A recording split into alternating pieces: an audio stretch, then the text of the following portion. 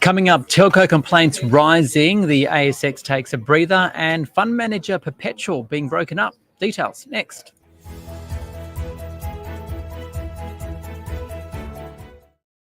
It is your daily 10-minute business and finance news wrap for this Wednesday, the 8th of May, 2024.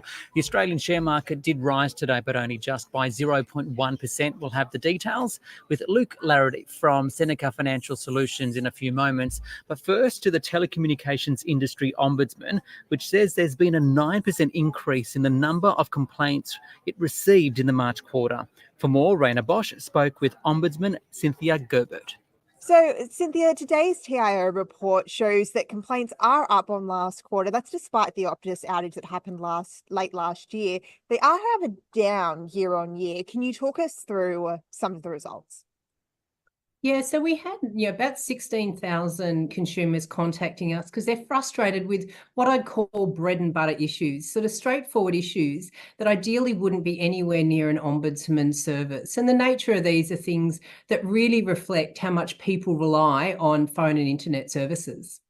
So what are the top concerns that people are raising? People are frustrated that they can't rely on their phone and internet service. So people are annoyed that they have no or unreliable service, that they're getting slow data speeds, but equally they continue to be frustrated that when they try and fix it, they're getting no or delayed action from their provider. You mentioned that these are bread and butter problems. What can be done to address them? A couple of key things. I really do call on the industry again to do what you say you're going to do. So if you're promising data speeds, you should be delivering them. If you're undertaking to do something to fix a customer's concerns, actually deliver on that.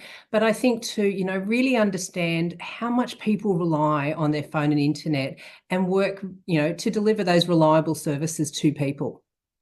Now, yesterday we had the RBA decide to keep interest rates on hold, obviously better than a rate rise scenario, but this is keeping the pressure on many telco customers. What are you hearing in terms of financial hardships?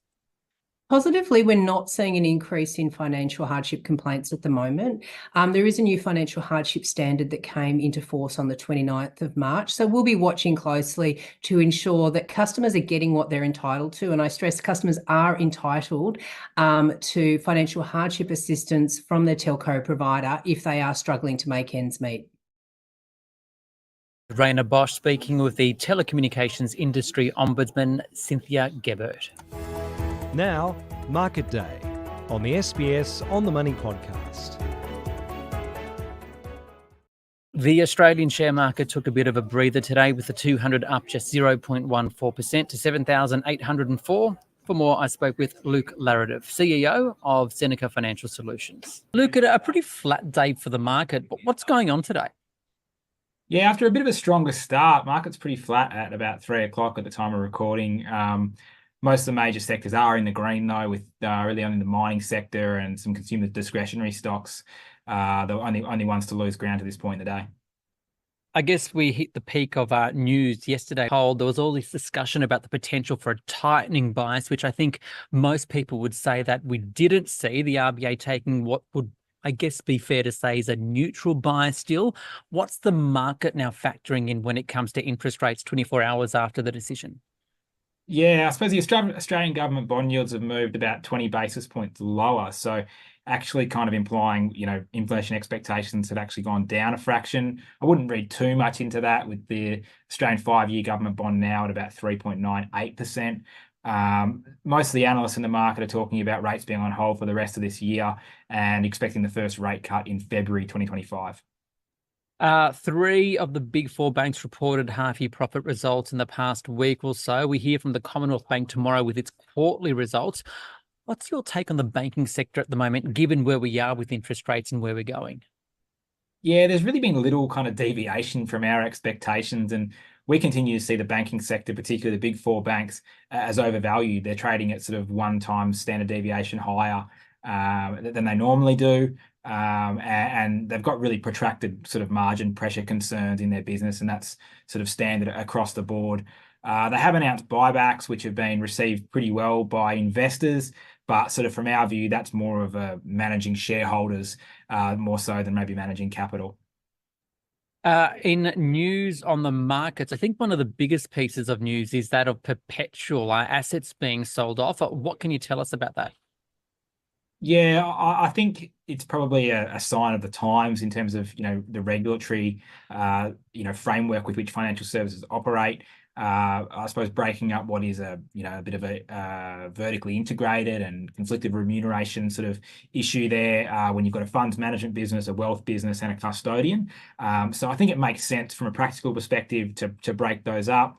That said, some of the governance and disclosure to shareholders around this deal has been pretty poor by sort of general standards. So that hasn't been good. And I suppose from a valuation perspective, I mean, if KKR want to pay me 14 times EBITDA for my business, I'm happy to take a phone call any day of the week. So I think they're paying top dollar, and I'm hoping that shareholders probably get that deal done. And finally, where do you see the opportunities for investors at the moment? We really like sort of the precious metals space at the moment. I think particularly silver, which is benefiting from increasing demand as it's a key component in manufacturing solar panels. Our small companies fund is participating in an IPO that's coming to the boards next week on Wednesday. Sun Silver, the code for that's going to be SS1. We think that's a bit of a standout opportunity for investors in the smaller end of the market. Up the top end of the market in the ASX 200, we're pretty excited to see the digital conveyancing company PEXA making some inroads in the UK. It's been a few quarters now where we've been waiting to see some green shoots there, and I think the first signs that they're getting some market share and some traction there is starting to appear. If they can crack the UK market in the same way they've been able to sort of dominate and build a monopoly here in Australia, could be significantly accretive for their earnings and a real positive for that business. Luke Laretive there from Seneca Financial Solutions. This SBS On The Money stream is provided for informational purposes only. The content in this stream should not be understood as constituting advice or a recommendation. It is not personal advice, and it does not consider your personal circumstances or objectives. You should contact a licensed professional before making any financial decision.